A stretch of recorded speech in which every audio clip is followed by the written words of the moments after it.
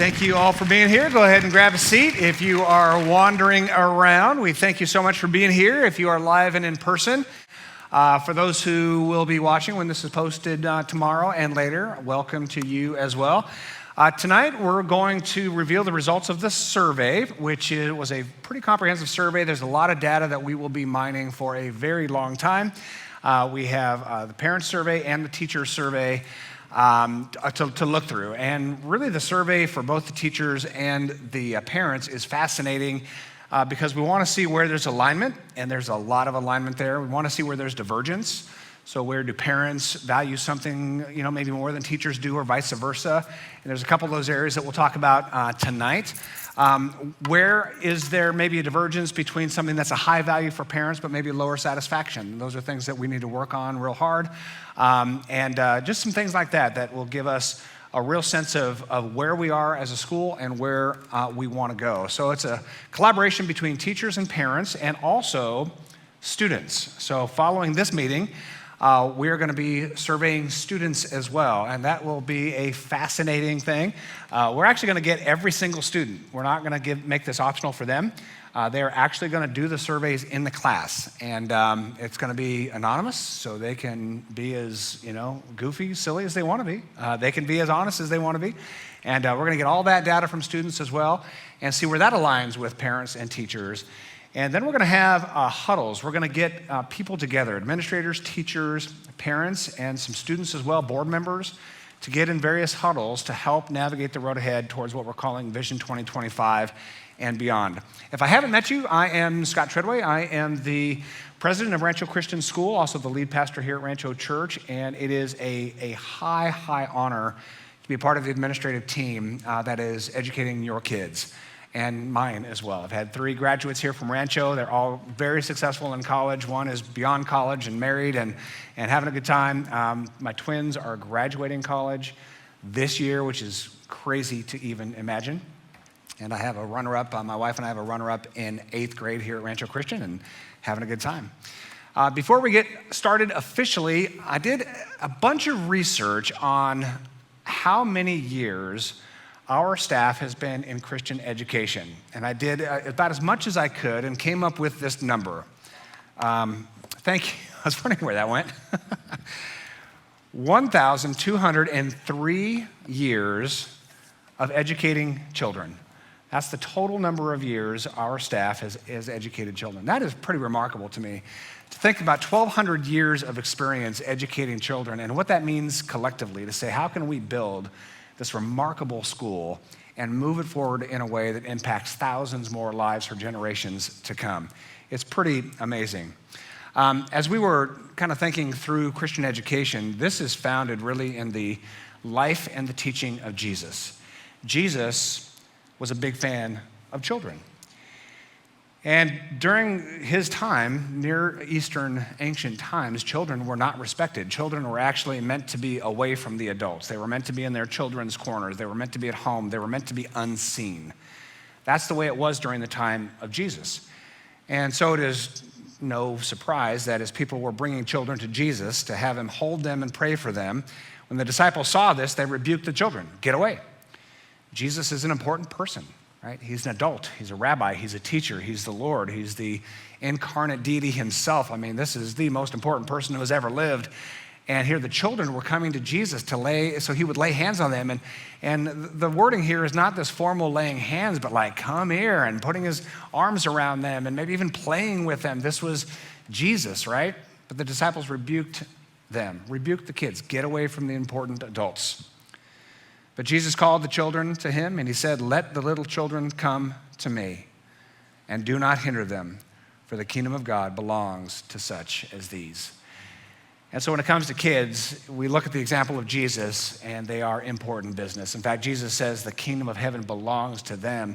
And so you can make a really good argument from the life and ministry and teaching of Jesus that children are the most important to him, because he even said the least will be first, and he was talking about kids.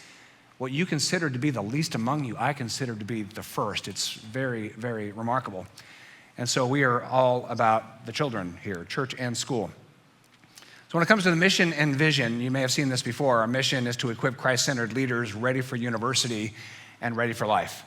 You may have seen that everywhere, right? And this is in the bones. This is in the DNA. This is really what wakes us up every single day here at Rancho Christian, to equip Christ-centered leaders. And when you think about leaders, you might think about the public personality. You might think about someone on stage in a microphone, or someone in front of a camera, someone who is up in front taking charge. But we see that biblical leadership is not just about the one who's up in front. Biblical leadership is about the one who is following the example of Jesus, who might even be at the bottom, but serving and loving and influencing. And that is a mission for everyone, no matter if you're an introvert or extrovert, comfortable up front or not. So this idea of equipping Christ-centered leaders is for every child to unlock everything they can become in Christ, to make them ready for university. And it is our great pleasure to see graduates go to some of the great universities in our country and really have an exceptional experience where they go to university and succeed. It is very, very rare that we have a Rancho graduate who goes off to college and struggles. They thrive. They thrive because our mission is to make them university ready. And then one of the key distinctives of Rancho, which we see in the survey, is ready for life. Ready for university and ready for life. And that is the most complicated thing we do. Ready for university takes experts. Ready for university takes academicians. Ready for university takes everyone from teachers to counselors, all of our staff, top to bottom, left to right, to say, we're going to prepare you for the highest outcome, the highest college of your choice. But we're also going to make you ready for life, partnering with parents to, as these kids grow, to walk with them in complex thinking, complex problem solving, where the complexities of culture intersect with biblical values. And as they get older, especially the older years of high school, particularly juniors and seniors, and particularly seniors, as they're about to take that next step into adulthood, and the next step likely away from home, what does it mean for them to be life ready and to be made life ready in partnership with parents in a Christ-centered environment? That is among the most complicated things we do, but as the survey has said, parents are pretty satisfied with how we are preparing kids, not just for university, but for life. But there's some complexities there that we still need to dialogue about and own. And the vision that we have here is simply this: to establish Rancho Christian as the premier private school in the Inland Empire. The Inland Empire doesn't have a lot of high-level Christian schools, what we call here premier. Orange County has them, LA County. These are these generational schools, right, where generation after generation, they are really preparing kids for their future. They're preparing kids for university, and according to our mission, preparing kids for life. And that kind of begs the question, well, what is premier? If our goal, our vision is to establish Rancho Christian as the premier private school in the Inland Empire, what does premier mean? And that's part of the survey, is to ask essentially the question, what is premier to you? What do you value? And in what order do you value all of the elements of school? And then we can see what your definition of premier is. Then we can ask the teachers, what's your definition of premier? Then the administrators, then the kids. And so we can get all of that information into categories and then create strategic plans around each category to say, this is the definition of premier, and this is how we're going after that. And so this whole process is called Vision 2025 and Beyond. And we will see towards the end here that whole process, which will culminate on an event April 2nd. It'll actually be our spring gala, and that's where we will publish Vision 2025 and Beyond. And all the work that we're doing and all the surveys and all the huddles is we get pockets of people together to strategically plan and brainstorm and dream. And then, you're putting in your critical success factors and your benchmarks of success, and that creates a strategic plan published on April the 2nd. So it'll be a pretty cool collaborative effort that we get to do together. So what we're going to do tonight is we're going to go through the surveys, the results. I'm not going to bore you with a lot of data. You're going to see a lot on the screen. I'm not going to detail much of it, just kind of the highlights and where we see the takeaways. We're going to talk about with administrators some of the details around education, academics, athletics. We're going to reveal phase 4 construction, which is very exciting and starts soon. It's in the design phase, the entitlement phase right now. That'll be pretty exciting. And then when we're done, and I am going to really make every effort to be done at 7:30 with our teams here, we will stick around and answer every single question that you have. If you're watching online, you can ask any question to my email, scott.treadway@rancho.tv. Always available to take those emails. Here are the big picture takeaways big picture takeaways from the survey. We are remarkably aligned.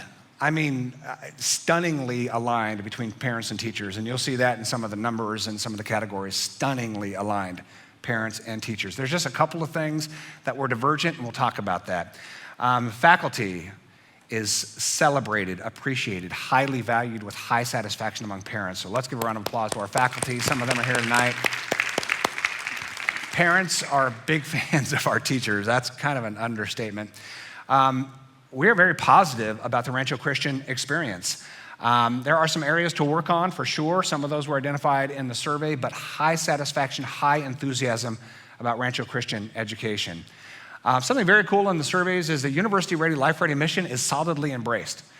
So when we first started laying out that mission, that was, probably 6-7 years ago, it was a mission in process, really defining university-ready, defining life-ready, and the standards that go underneath that to support that.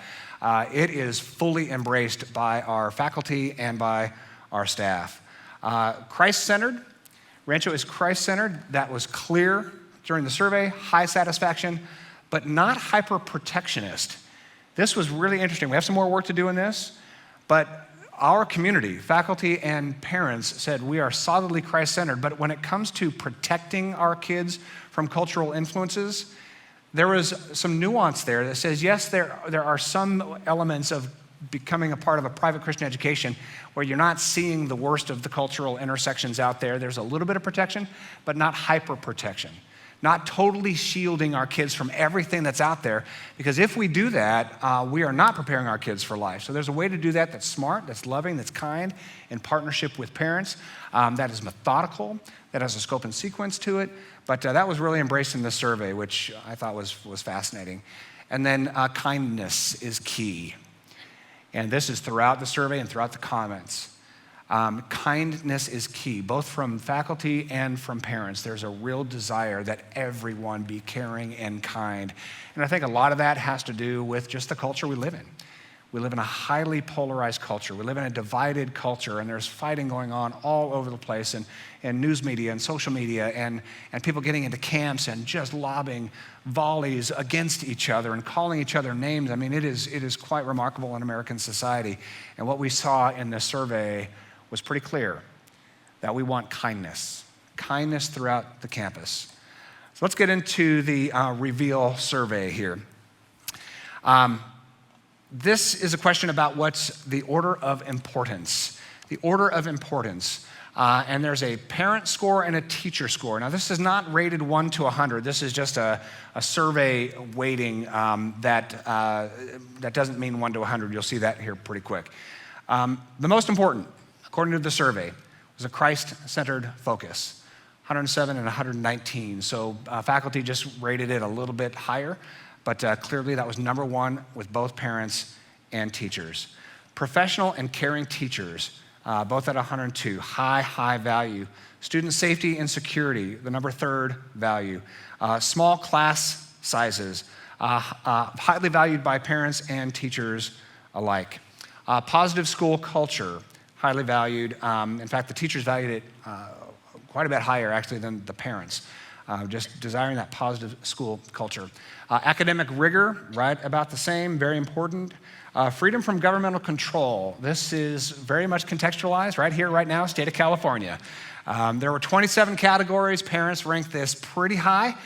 Teachers actually did not rank that very high. And I think because it's not necessarily their kids. In California, at Rancho Christian, and I won't get into all the details, but you know what I'm talking about. We do not want the government in control of what's going on here. Bible classes in chapel ranked pretty high, a little higher among the teachers. Protect students from cultural influences. So this was not highly valued. This is now middle of the road here. So parents did not put protecting their kids from cultural influences near the top. They put it solidly in the middle. Faculty didn't rank that very high at all, and I can kind of assume why based on my relationship and friendship with the faculty. Our faculty, their heart is to make them ready for the cultural influences, right? And so they're not so much in a protection mode, although they understand what it means to have a safe environment and to partner with parents on where those boundaries are and to have a scope and sequence from the younger ages to the older ages on where to intersect culture and biblical parameters. But that was fascinating. More work has to be done on that for sure. Quality of campus was right in the middle of the road in terms of importance. Parent involvement and partnership were solidly in the middle of the road here. Athletic and arts programming, important, right there in the middle. Student service and leadership opportunities. This was in the middle, and I want to highlight this just for a minute because student leadership is the first phrase in our mission statement, right? To equip Christ-centered leaders. It's the first statement in our mission statement. Yet both faculty and parents put it right in the middle in terms of what's important. Maybe we need to talk about that a little more in our huddles about, is this something we really want to accelerate even more? Is this something we should value more, that leadership track for every student? So I just found that kind of a fascinating thing. Student events and trips, moderately valued. Let's see, I'm missing a couple of things here. Nope, I'm not. All right. So those are the values right there in order. Something that is fascinating about the order of importance here is how to compare that against Rancho Christian's values. We have our mission statement. We also have our values. They're pretty simple, solidly biblical. Love God, love others. It's the great commandment in 2 parts, right?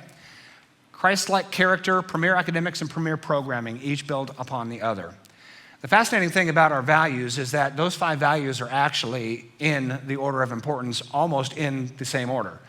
So when it comes to loving God, we have that Christ-centered focus. When it comes to loving others, there's 3 elements near the top that are of value. Christ-like character, right in the middle in terms of our value.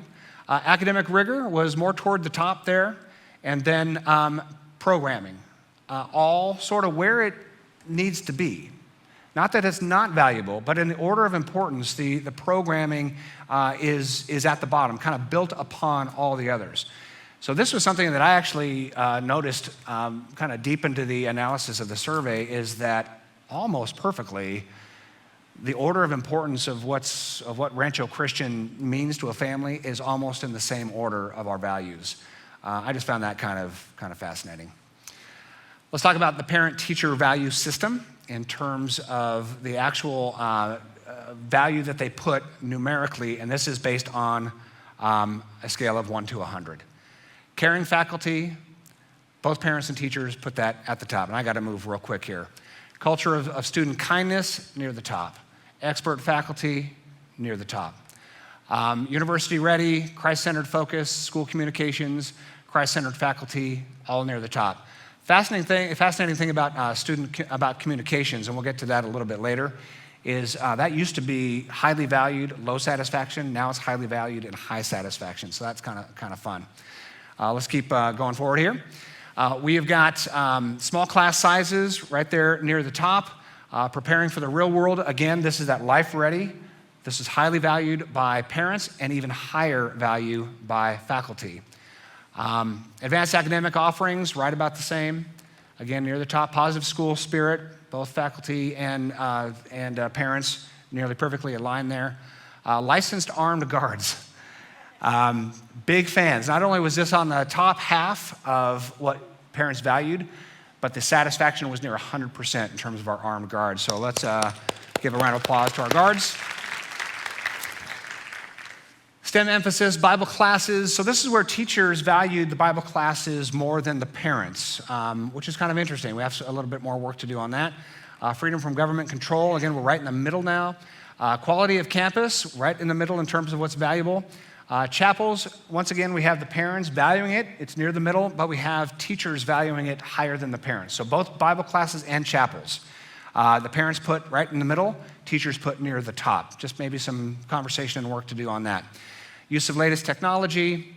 The athletic programs, again, sort of in that kind of lower third category. Same thing, protecting from cultural influences was not a high value either by our faculty or our parents. That's kind of interesting. So to me, what that says is we're a solidly Christ-centered school, but not hyper-protectionist, right? That was very fascinating. Electives enrichment, student service, once again, here we have a little divergence. So student service and leadership, parents put near the bottom. Teachers put much higher than that. So again, it's core to our mission. We have a little disconnect there in terms of student leadership and student service. And so just something to kind of take a look at. How do we get that better aligned? Parent partnership, not so much valued. Now, this is not to say these things that we're mentioning are not important. They are. This is just an order of importance. Now we're more in the programs, whether it's athletics, arts, student leadership, those are all programmatic.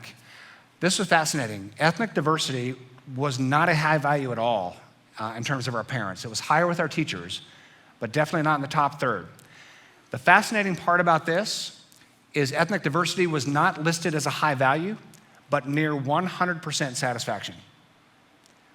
I found that fascinating. In fact, I was kind of holding my breath a little bit when I saw the value that ethnic diversity was near the bottom. Then I saw the satisfaction, and it was near the top.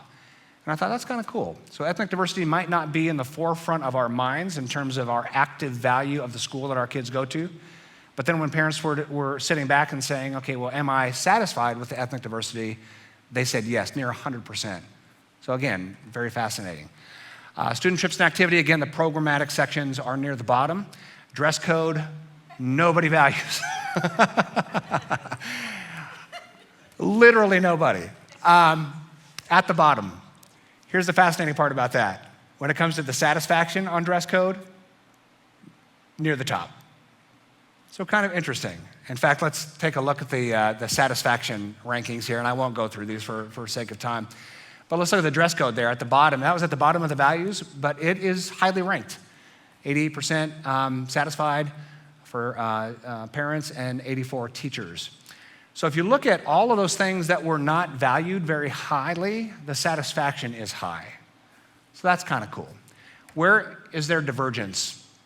Let's go on the left-hand column, school communications. It was highly satisfied by parents, not so satisfied with faculty. Now, it used to be, this is years ago, that communications, we were valued very low by both parents and faculty. We did a lot of work on that and to improve communications. And so now communications is near the top in terms of satisfaction among parents, but not so much among teachers. So what does that mean for us as administrators? We've got to get on the ball with teacher communication as well, right? So there's something we're lacking there, and so we have to talk to our faculty about that. Let's go to something interesting. Quality of campus. 96% satisfaction among parents, which means parents are very happy with the quality of the campus. Not so much the teachers, 78%. I dove into the data a little bit, and nearly all of that were the teachers who are teaching in the modular campus in the elementary school. So initially I thought, oh wow, that's a problem. Let's kind of dive in. And it's the teachers in the modulars who are like, I think we could change this.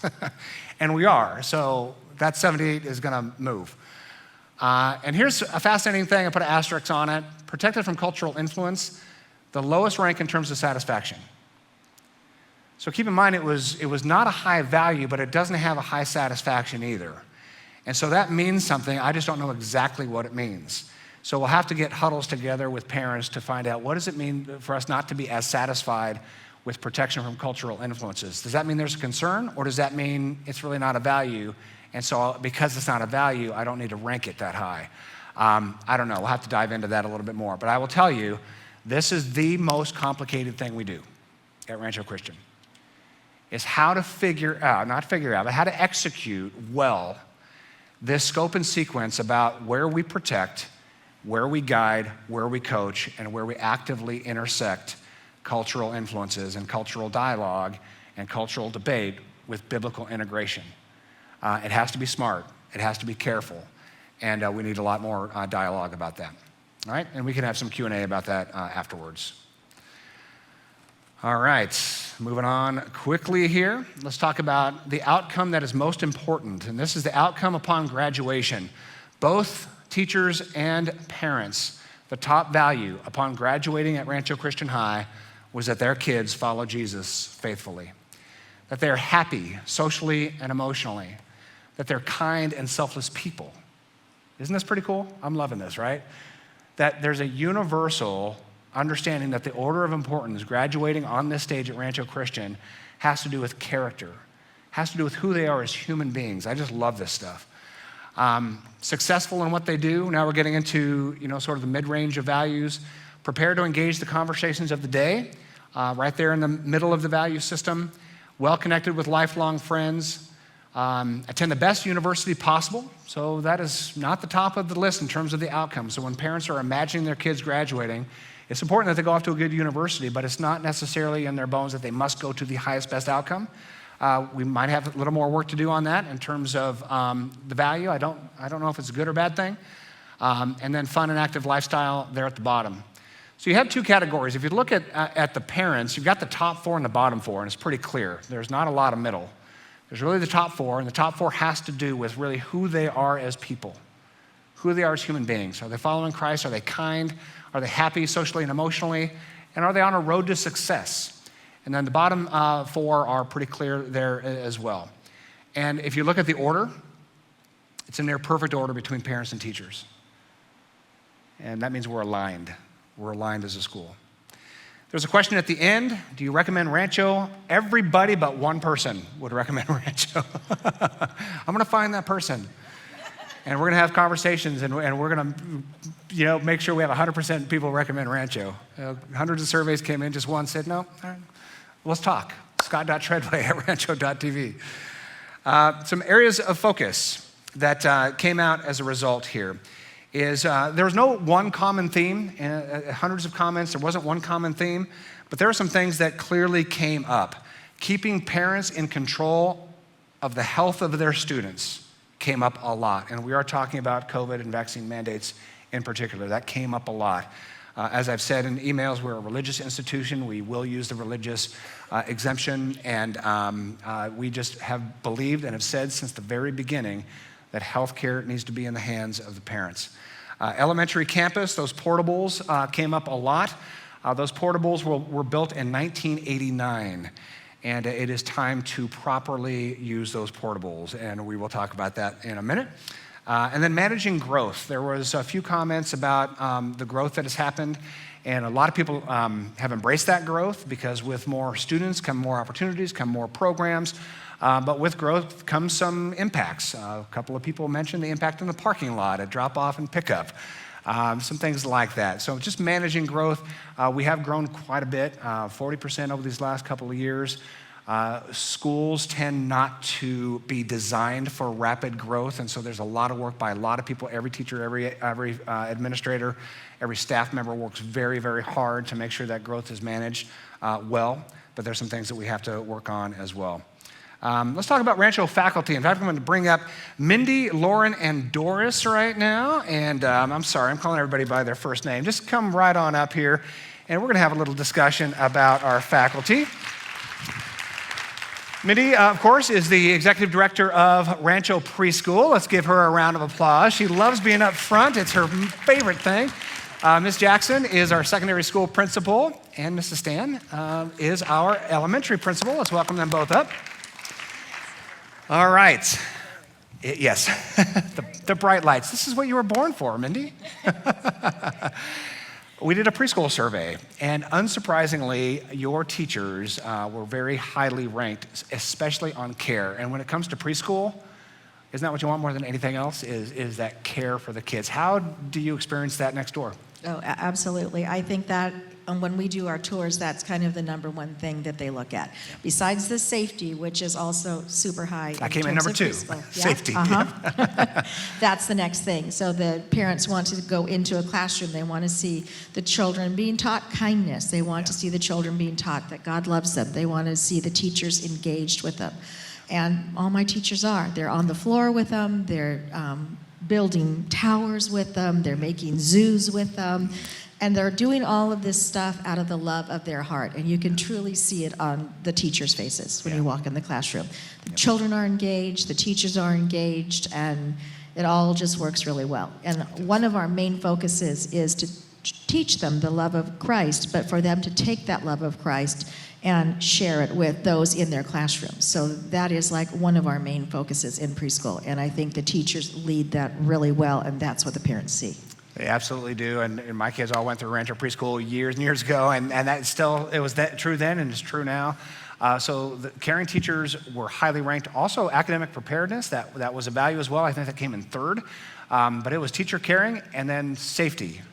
And that campus is remarkably safe. Not only do we have our wonderful armed guards out in front there, but just the way it's designed in a circle, right? That the entrance is through one gate.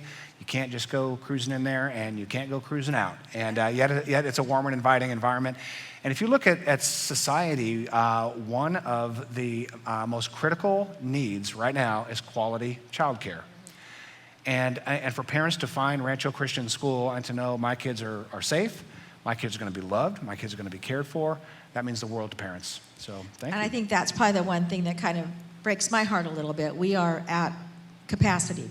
We don't have any room for anybody. And I have 40 students on the waiting list. Yeah. And we can't find a schedule to be able to get them in to be able to have the quality child care experience or preschool experience that we provide. Yeah. And that's sad to me that we can't do that. But it's not only the space, it's also the staffing. Yeah. So finding that quality staffing has been very difficult throughout the pandemic. So we are very grateful for our teachers. Oh, so grateful for our teachers. Give We our feed preschool them all teachers the a round time. of applause. Yeah, absolutely. Yeah, candy in their mailboxes, Starbucks cards. Anything. Anything. That's right. Laura, let's talk about elementary school. Our elementary school has grown dramatically. That is an understatement. So we have a ton of new teachers. And meeting them this year and a bunch last year as well, it's been so fun because they are full of energy. They are full of ideas. Describe why our teachers in elementary school are so highly ranked by our parents. Yes, oh my gosh. So these teachers pour their heart and soul, kind of dittoing what Mindy had shared, their heart and soul into each and every one of your kiddos. They absolutely love what they are doing. Their goal is to teach to the whole child. They're not just teaching them the academics. They're teaching them the social, the emotional, the spiritual aspect of that and integrating that throughout the day. And that's where these kiddos you see growing. You see growing in the Lord, growing in Jesus, in their love for their friends, in their love for the Lord.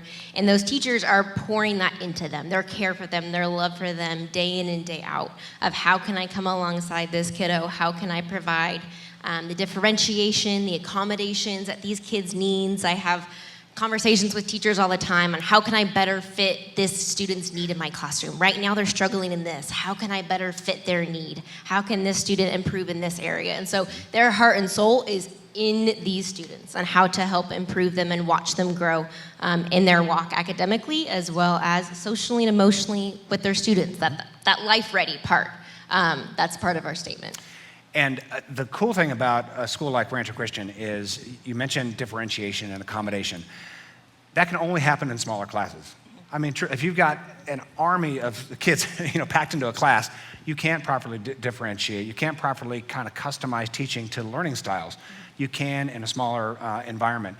And so to have our teachers focused on all the kids in their class and not just cookie cutter, not just saying, hey, one size fits all. If you don't fit into this mold, you're kind of out of luck. And what ends up happening with kids with different learning styles is if they're just taught one style fits all, well, by year 2, 3, 4, they're not only way behind, but they have lost entirely their motivation. And that's when they tend to kind of act out and they tend to get in some trouble because they feel school's not for them. They're frustrated, and that frustrated comes out in behavior problems. So if we can differentiate and say, okay, you learn more verbal, you learn more auditory, you learn more with your hands, and having a small class environment, you can do that. These kids are engaged and they feel confident about learning. And our teachers, are able to take those different modalities and really pour into the kids of what they really need. And our teachers are amazing at making learning fun. We are all about down in elementary, how can this day be fun where these students are growing and learning academically and they love coming to school. They want to come to school. They want to know what's going to come next. And they take that textbook and make that come to life, whether through that's like science experiments, hands-on activities, whatever have you, to reach all those different types of learners and making that learning experience come to life each and every day to make those students enjoy and love being here at Rancho and learning each day. And our teachers are fabulous and absolutely amazing at that. Yep, that's why they're ranked like 96%. 100%. That's right. Doris, let's talk about secondary school. These kids are getting older.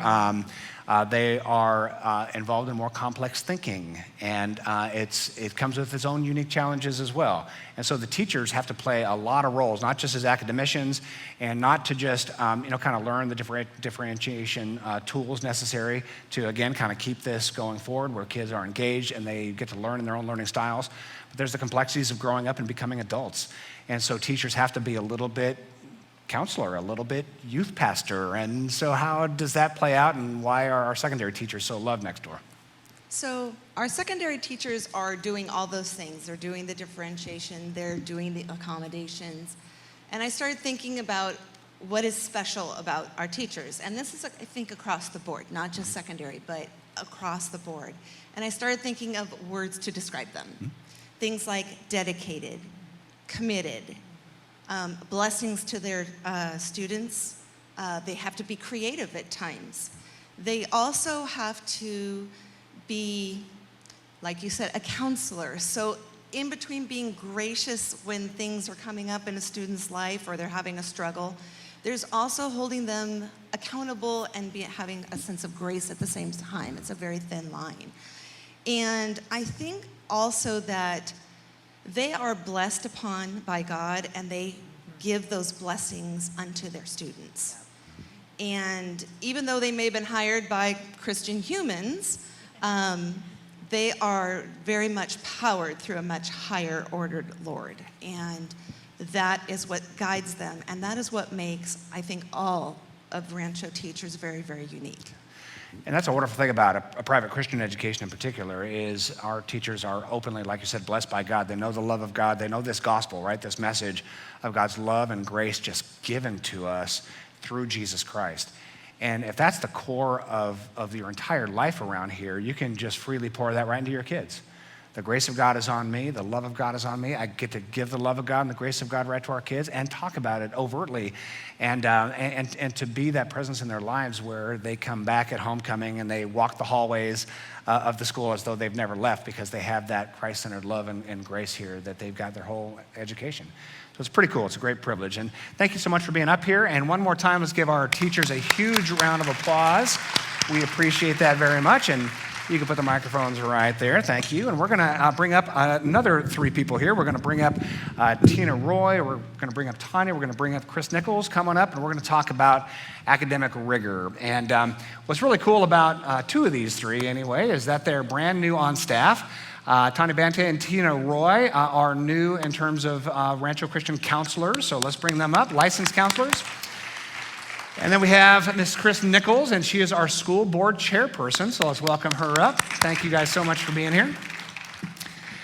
We appreciate it. Let's talk about what kind of makes you tick. Why do you do what you do here as counselors, both of you? You didn't tell me you were going to ask me that. That's all right.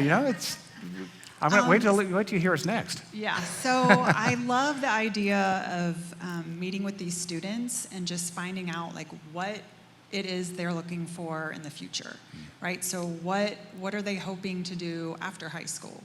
And that can be a different path for all the different students. And just being able to let them know what that path looks like for what they're looking for, and making sure that we have everything available to help them with that. That's perfect. It's kind of a little bit like a puzzle, right? Is what's the big picture here, and then let's put all the pieces together to make it work for you. And Tina, you are brand new to staff, but you're not brand new to Rancho. Correct. Tell us Yes. about that. So we've been a Rancho family for 8 years. I have an 8th grader who's been here since, well, really TK. Yeah. So before that. And a 5th grader.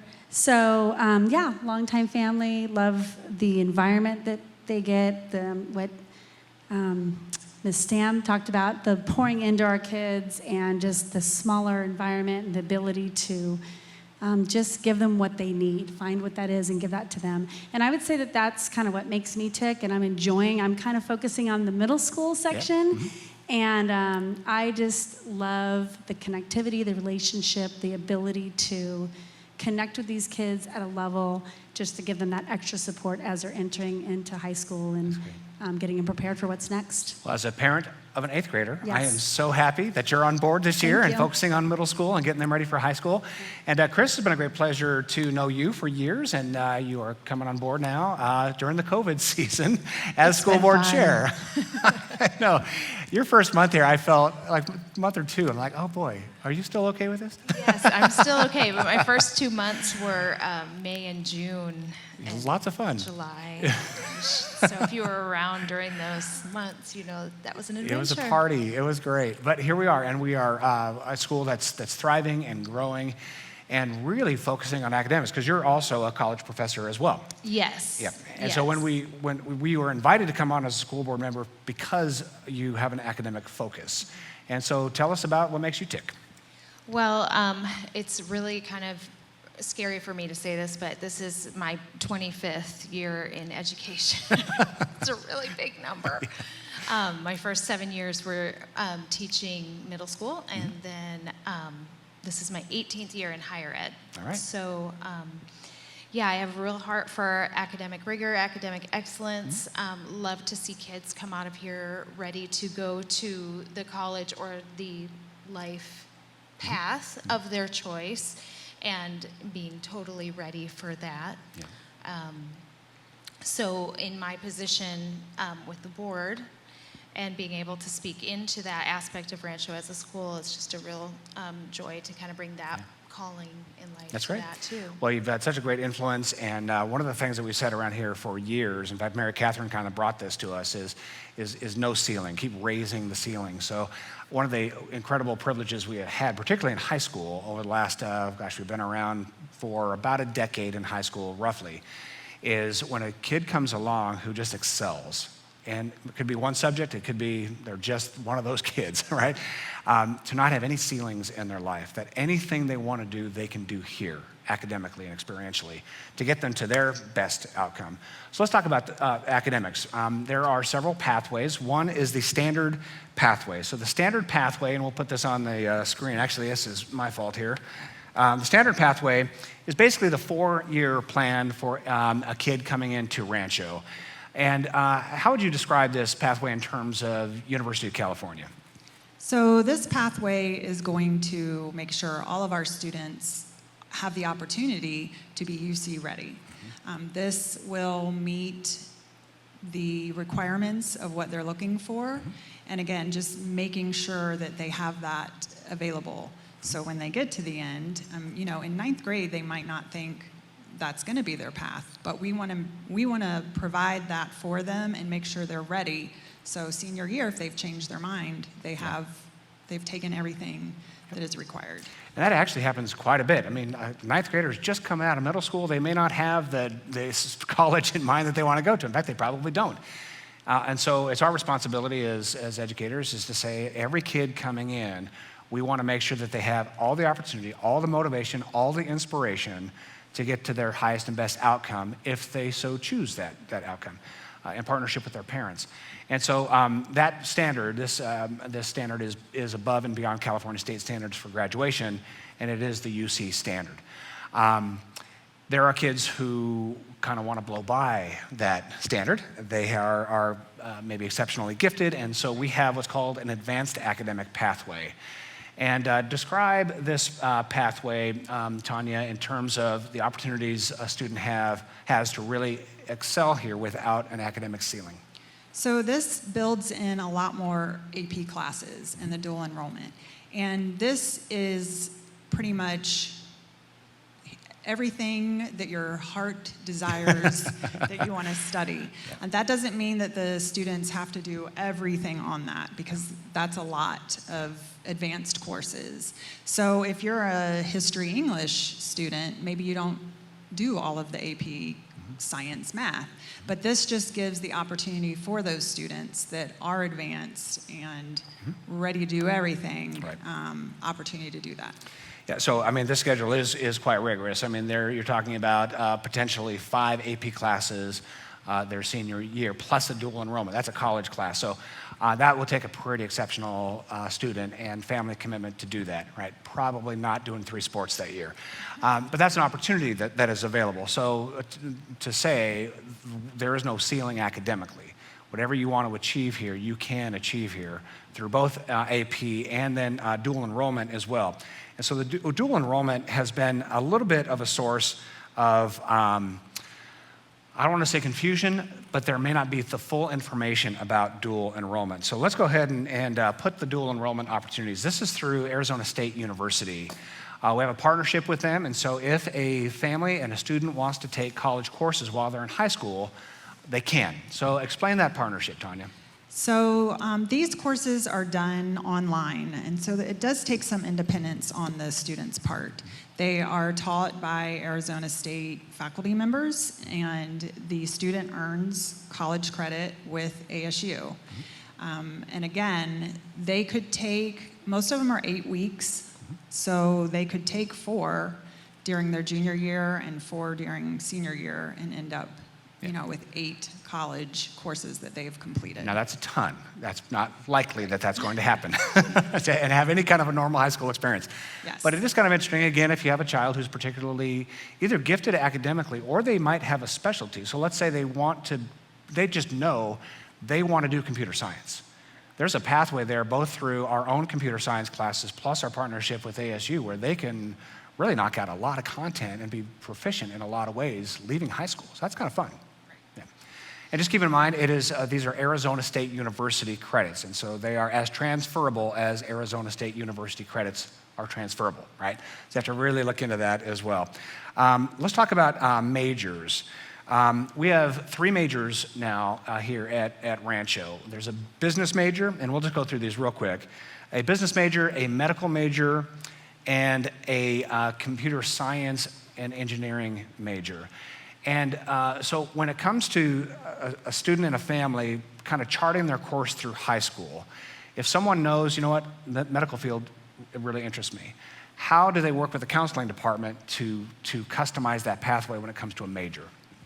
So that will come into play when they sit down and do like a 4-year plan, either 8th grade into 9th grade.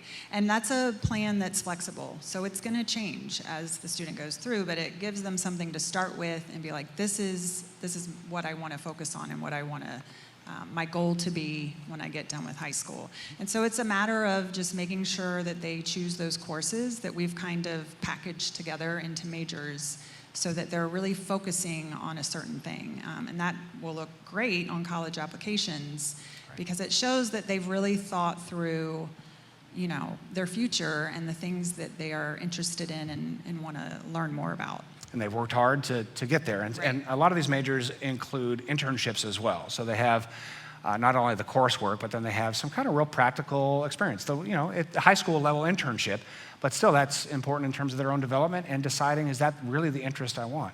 And you mentioned 8th grade as well. So again, as a parent of an 8th grader, I so appreciate what you're doing, meeting with our kids. And that happens on a broad level where you're meeting with them in larger groups, but also there will be those one-on-one times as well. And so give us a feel for how that will go. Sure. Yeah, so if you are an 8th grade parent, you've received at least 1 email from me at this point, and we did do class presentations, but just kind of explaining to them, what is a GPA? How is it calculated? What is a unit of credit? How many credits do you need to graduate? And that was really a lot of fun. You can ask me about that because they had no clue how it all measured. But and then come spring, so I'm meeting with them regularly. We're just doing all that individualized kind of care and getting to know them all. In spring, we'll start the 4-year plan. So Tanya and I will work together on every 8th grader and what is it going to look like, at least your freshman year, but beyond. And we'll map that out for them. And like she said, it'll adjust as their interests and desires and that ceiling adjusts. Yep. So that's our goal. And that's a beautiful thing about the partnership between the parent, the counseling department, teachers, and the student is we have this kind of what I often call an army of adults who care for each one of these kids. So many adults in these kids' lives, and having, again, 3 graduates here and 1 on the way, so many adults who really care about these kids and can customize that pathway to get to their best outcome. We've talked a lot about STEM. There's also humanities, which I know is near and dear to your heart. And we don't want to get that, kind of lost in the STEM trend, which is a real thing, and there's reason behind that. But humanities does something to the soul as well, and it also unleashes creativity. So again, as board chair, what's your heart for humanities around Rancho Christian as well? Well, one thing that I would love to see is kids with a more artistic, creative bent, who may want to lean more towards a humanities type of career or direction for their lives. I want them to have a direction as well, a pathway as well. And there are so many opportunities in that direction too. Yeah. So, and that God-given gift of creativity is so important for those kids too. So I look forward to a humanities track as well. Yes. We are working, in fact, it's on the slide here. All I have to do is push it, but it's not quite. But you're going to make sure it gets there. Because, it really is about, when I mentioned the soul, it's not that STEM is soulless. It happens to be, more science-based, math-based. There's a whole different experience when it comes to humanities. And that is really tapping something creative in the mind that ends up coming out in certain disciplines that can, be unlocked through literature and can be unlocked through writing and creative writing and can be unlocked in the arts. And we have such an incredible arts program that's kind of coupling with literature and writing classes where it's a creative culture now where kids are free to explore everything that's in their mind and their heart and their walk with God and what they might really be used by God to do in the future to impact the world around them through the arts and humanities. Can I say one more thing You about sure that? may. You're the chairperson. I have one more thing to say.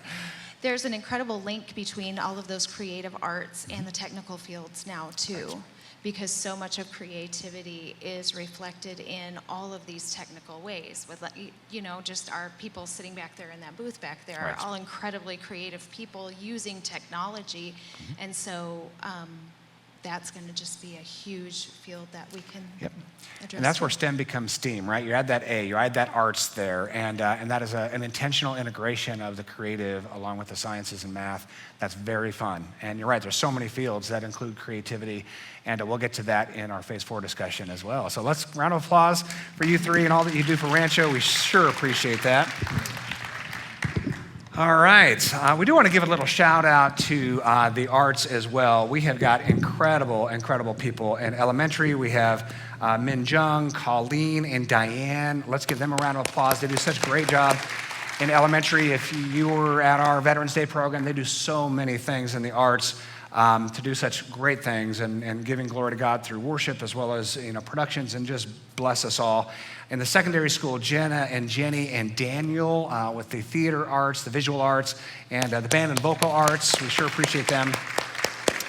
We're going to bring up LZ. We're going to talk about athletics for just a little bit, and then we're going to wrap up with a discussion on Phase 4 here. So let's welcome LZ Gatson. He is our athletic director here, and this guy has been so much fun to partner with. He and I spent a lot of time together for a lot of reasons. Go ahead and have a seat, my friend. But I have got to say, LZ, come on. No, this isn't a theater. This isn't a theater. We don't need the bro chair in between us. I haven't been to a theater in like 4 years. Maybe we go watch a movie after this. We'll talk about it. Yeah, that's a no. I just got rejected. But it's been really fun to watch you work. You have got a love for these kids. You have got a love for your coaches, and you've got a vision to build this incredible coaching team, boys and girls sports. In fact, I was just out, we were at the girls basketball game before this, and just to watch what happens on the athletic court, not just in terms of the sports performance or the wins and losses, but I've said many times, my boys became men on that football field. And I am forever grateful to our coaching staff for what they did to my boys to make them men. And so much of their lives have been shaped on the courts. What drives you in terms of athletics here at Rancho? To be honest, is athletics brings a different intangible that forms really well with what we're doing in school, in life, period. From a personal experience, athletics has taught me so much about life, who I am, my capabilities, my potential. They have that saying that you learn so much more from losses than you do from wins, but it's the pathway that you take to get to that point that really molds you in the person that you are. To say that I could be the same person today without being an athlete myself, I would be lying to you. The relationships that the kids bond with the coaches, with each other, to go through challenges and adversity, not just to face it in hard times and not just to face it for a win, but we're we're doing these things for life to prepare us. Our sons and daughters are going to get to a point to where they're going to have to take the reins on their own. And we hope that through athletics and through sports and through these trials and their experiences, that we give them the tools and the experience and the support that they need, so when they're facing these things alone in life, that they're prepared, that they're ready. And ultimately, too, they're going through these challenges with great people of coaches. So it's not just being hit with a challenge or adversity by yourself. Being able to walk through these things, let them know that failing is okay. Let them know that, there is light at the end of the tunnel. You don't get to take trophies through life. They can stay on a shelf and they collect dust. But the things that you could simply learn on being on a team through a season can give you more characteristics and polish you in more ways than some people ever understand. So for that part with me, the motivation with all of athletics is to try to give every kid the same opportunity that was given to me. To reach the ones that feel they're unreachable, to give someone a platform that if they choose so, to catapult themselves in life. And they're always going to be a professional in something. And it may not be in basketball, it may not be football. But like I said, the characteristics that they're going to take on, whatever they choose to do to be a professional, will support that tenfold. And athletic translates to every profession. I mean, it absolutely does. It is nice to have, a professional athlete come from Rancho as well. So we have Evan Mobley is playing for the Cavaliers and doing a fantastic job with that. And so to watch that, we can give him a round of applause, and that family, just a ton of hard work. And to watch him grow up here, I mean, when he was first here, he was only 6'10". And now... Late bloomer. Yeah, that's right. Now he grew up, that was in 8th grade. And he grew up to a 7-footer. But just having so much fun. But it's also, the kids who may not go that direction, but they're gaining confidence on the sports field. They're learning to work with teams. They're learning to take a win with humility. They're learning to take a loss as a learning opportunity. All that stuff happens on the athletic field. Oh, tremendously. I mean, and it's, it's reaching every person you can. Some kids obviously, are given a talent or at a different level. Those are great. But it's being a part of something. It's having constructive time, putting it towards something. Banding with people to the right and the left. Some people you never had relationships with that you'll carry bonds on for the rest of your life. There's so much more. The wins, the losses, the kids. The gear, the flavor. That's what they see now. But when you step back and you look at some of our kids, and just in the span of a year, how they've grown mentally, confidence in themselves. It's so much more than sports. And if I feel there was one purpose for me here with what I would like to do, is to make sure that is recognized, that it's so much more than the scoreboard. It's so much more. When we think about athletics, sometimes we just think about high school, but really athletics here starts in the younger elementary, because we approach PE not just as keep the kids busy, but we approach PE in many respects as athletic performance, sports performance, which starts in the younger grades, and then they get older. But really under your department, it starts in 5th grade, right? These 5th graders can play middle school sports here at Rancho. That is a pretty exciting opportunity for these kids, and we have a ton of teams and a ton of sports, and we keep adding teams. Yes. What's your vision for adding teams even next year? Even this year, we've got our first team this year in high school that has all 3 levels. That's huge for us. A lot of schools in our positions, they're very lucky to hold varsity levels. So for us to not only have that, but to build in the lower levels is huge. Next year, we also plan on adding 3 more JV teams for our high school. These things right here are just, they're huge builders for us. It allows our kids to not only be exposed at an earlier age, but it gives them the chance to develop through their years. It's not always a luxury that you have to be able to play freshman and then be a sophomore, junior, and then, if it comes to it, to be that varsity guy or that girl. So it definitely allows that openness for potential to grow, to feel a part of something, to not, in a sense, have to take on more than you're ready to take on. Because the main focus as you continue to graduate and to continue to go on, especially from elementary to middle school and middle school to high school, is the development. Like I said, the wins or losses, those are the end results. But we have to get there, and there's a path that you need to take to get there. So it's providing those avenues for the kids so that they feel successful. whether it is a loss. They still feel the wind, taking steps forward, making themselves better each and every day. Like I said, it is so much more than just athletics. And we have a very cool thing to announce. We've talked about it here and there, but we are in a new league beginning next year. Yes. What is that? What's the conference? So next year, we will be joining the Rain Cross Conference. It's a 15-school, public school conference. How they do it is they break it up into 3 tiers for every sport. So to give you guys an example, obviously our basketball team does phenomenal. So they will be in the top tier league for basketball. And they'll have lower teams, and how they kind of judge it is based upon ability. So, when we were looking at this, obviously we could have went tons of ways with this. But to take a step back and to look to what's our goal, where are we headed? We could have simply joined a league that was where we are at right now, but that now puts a ceiling, and we don't want that. To become a part of the Rain Cross Conference, it's going to be a great way for us to get in and to establish ourselves, one, as our athletic department and teams continue to grow. But, another way is this allows us to compete at the level that we are at. So I'll give you an example. I just actually got the email a couple hours ago. So for football, we will start in the bottom tier, and we will play the bottom 5 teams in the full conference. I think next year our open league game here is against Hemet. Our league will be filled with anywhere outside of Temecula and Murrieta. So all the way through Hemet and Moreno Valley, Lake Elsinore, Temescal Canyon, Lakeside, Riverside Poly, JW North. You pretty much take the Southwestern League of Temecula and Murrieta out of it, and we are playing everyone around us.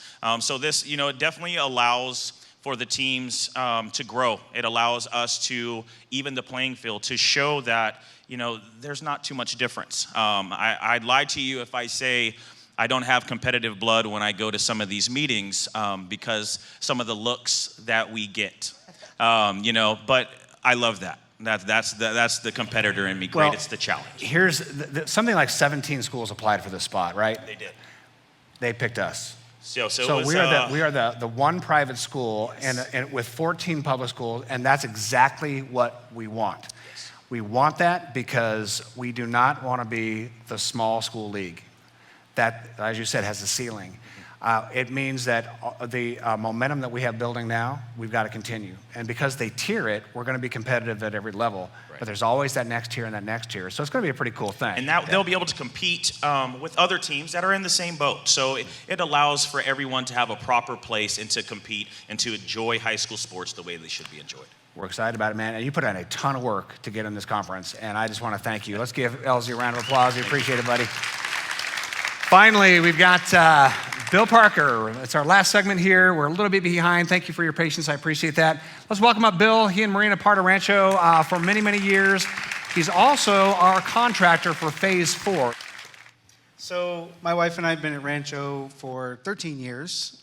We moved from Corona up to Alaska to build some Home Depots and came back to the market. I like the feel of Temecula, so we settled here, and my kids have gone from pre-K up to 11th and 8th. So, our vision for, our family is just what you talked about, Christ-centered, and, equipping our kids to be ready for life, like every parent here. Yeah, absolutely. And you're in the construction field. You built Home Depots, and you've built residential and commercial. And you have already made a huge impact here on site. So we had a relationship with you. We started that maybe a year ago, something like that, right?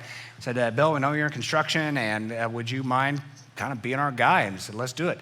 Yep. And started with some cool projects. The fence out here, by the way, central fence, really great. We're going to expand on that here in a bit. The new stadium, we have the Spogleys here who generously donated that stadium, and you wonderfully built that stadium. So let's give a round of applause. Yeah, thanks. It's a good partnership there. And now you're finishing up kind of the gym seating. Yeah, 300 new seats, I think. We've got a couple more weeks, and the gym, will be completely ready for the season. We'll probably miss the first couple of games, but the new bleachers will be there. The new Eagles Nest area will be ready, and it's going to be an exciting season. So It's gonna be great. Come watch all the games. That's right. We're building you seats, so you That's better right. come. So new home seats. So the bleachers we have out there now are going to be visitor seats, and then the home section will be right there, right in the center, 50-yard line. Yeah. I think it's called center court. That was a joke. I guess I'm not very funny. All right, let's go. Let's start with the East Campus. We need elementary classrooms. We need to not use the modulars for homerooms. We need permanent classrooms. Tell us about this building. Yeah, so this building, Scott and I have been going back and forth on this for quite a while, and that's one of the things I love about the dialogue here at Rancho. You know, getting to be a church member and a school parent, and now coming in and working directly with you. You know, as we're knee-deep into the stadium and some of the other improvements around Rancho, we're already looking at this facility and going, okay, what's next? So this building will be 10 classrooms. It'll be creative arts, it'll be science, and it'll be general education. It is a new construction building, and we hope to have the plans done here first quarter of 2022, and then you know, immediately be ready to break ground and get going on it. That's going to be very exciting, and it will include, as you said, the standard classrooms, just well-equipped, well-built, and then we're going to turn the modulars into an elective village. Every one of those modulars will be new floors, new walls, new doors, and turn into elective villages. And so kids will be able to go out there and they'll have a STEM lab. They'll go out there and have an art room, big art room. So it's not going to be two small rooms, but one big room. Each modular will be dedicated to one elective specialized. So I'm actually looking forward to that, you know, quite a bit. Yeah, it's a good use of the space that we already have. Exactly. Yep, for sure. Let's go to the central campus. So this fence was built out here not only for security, but toward the vision of a central park. One of the things we really need to improve on, and this came out in the survey as well, is middle school and high school lunch, recreation, outdoor sports, break areas, just a lot of places for them to congregate. And so the first priority is patio space, covered patio space. We've got the lunch area back there with umbrellas, but to have high quality patio areas for lunch and breaks would be fantastic. Shaded areas, you've got a design in mind for that. Yeah, and Central Park is, the thing I love the most about the design for Central Park is it brings the whole family together. So, you know, when you come and you want to experience Rancho or you want to experience an event, you can sit and watch what's going to happen. You can enjoy the new snack shack that's coming. Your tots can play in the ground play area. Your middle school kids can hit the ropes course, the rock area. Your high school kids can hit the basketball courts or the sand volleyball courts. You know, our secondary school can now enjoy a permanent lunch area. It's confined in a very safe and professional space. Yep. And the thing that's, you know, I don't want it to sound corny, Scott, but it's in the center. This is our church, you know, and we're going to bring preschool and elementary over. We're going to bring high school over, and we're going to get to enjoy what's being designed to build here in Central Park. There is something for everyone out there, There really and is. it really, like you said, bring the whole family together, but also for our middle school students to enjoy a place that, and high school students to enjoy a place that is just for them as well. Could be fun. You mentioned the sand volleyball courts. Those are professional grade sand volleyball courts. Outdoor basketball courts as well. There'll be 4 of them. This is just a concept of the play area. There will be a play structure, and I guarantee secondary students are going to play on that as well. Oh, yeah. As younger ones. I'll be out there playing on that. Yeah. I guarantee you that. And then an area for the tots as well as for special needs kids as well over here to the left. So it's going to be just an amazing environment out there for whole family events, but also for specific scheduled times for the students to come and just have a lot of fun. Outdoor classrooms, Yep. multi-use, you know, lives have changed the last couple years. Yeah. It really has. Life has changed for all of us. And to create a space that is designed specifically for students and families is I think where we're heading outdoors. Absolutely. You mentioned the outdoor classrooms. That's big as well, and that's part of the differentiation of learning. Some kids just need to get a breath. They need to get outside. And so at scheduled times, a kid does a whole class, it's outside today. They've earned it, it's a treat, or maybe the teacher just says, you know, these kids need to get out there. They schedule an outdoor class session just to get a lot of variety going on, which helps learning as well. Let's talk about The West Building, this is secondary. So all of our schools are growing, and secondary needs more classrooms. We have an unfinished part of our West Campus. We called it the Student Union Center because we didn't know what else to call it, and it's this big open space, and it was never finished. We're finishing it with phase 4. What's going to be in there? So, this is just part of our plan to add those 17 total classrooms. You've got a production area where kids can work on, video and film production, studio. You've got creative arts. You've got ceramics. You've got, for LZ, we're going to have a film room in there. We've got a couple new athletic offices. So really enhancing the space that we already have. It is a very good way to enhance what is already here on a strategic level. Absolutely. There's also going to be some AP rooms in there, some smaller rooms. Some of our AP classes are really specialized, and there could be 7 students, 11 students in there. And so we're going to build smaller classrooms with creative seating as well, so AP class can get in there in a more intimate environment and just have fun learning a more specialized subject matter. Also, a band room is going in there as well, and that's going to be very, very fun. Daniel has an incredible vision for band, and we are very excited about that. Let's go a little bit further west, and we'll end with this. Our athletics is getting an upgrade as well. Yeah, so locker rooms, current locker room updated, and then a secondary locker room being added. Obviously, it's a little hard for the football team and some of the larger teams to fit in the current locker room space, so we're going to retrofit the one we have, and then we're going to add on, and we're also going to add a training area for our boys and girls teams to come in and get reps or taped or treatment. We have a fantastic athletic trainer here, and we want to provide space for all of our teams. And then lastly, that's a lot of work already. Yes. Lastly, we're going to have an outdoor workout area that is, it is truly amazing. It is really going to be premier for this area. And that whole upper pad on the west side is going to be become the fenced-in athletic training. So a new weight room, kind of a speed and agility area there that will be turfed, as well as the training area. And we just have a great team of, like you said, coaches. Our athletic director, our trainer is amazing. She and her crew are just fantastic. And to give them the facilities that they all deserve and our students deserve is going to be great. Bill, thank you, my friend. Yeah, I appreciate you. it very much. And we look forward to groundbreaking. We're going to close with a verse. This verse is near and dear to my heart. In fact, as we see this vision of pouring into our students, you kind of have this thought, what do we do for those of us who are older? And I'm getting a little older, I'm getting a little grayer, and yet my passion is the students. I mean, when it comes right down to it, raising the next generation, we get to do that with the school, we get to do that with the church. Raising the next generation is the passion. And I love the psalmist in Psalm 71:18. Now that I am old and gray, don't just let me go.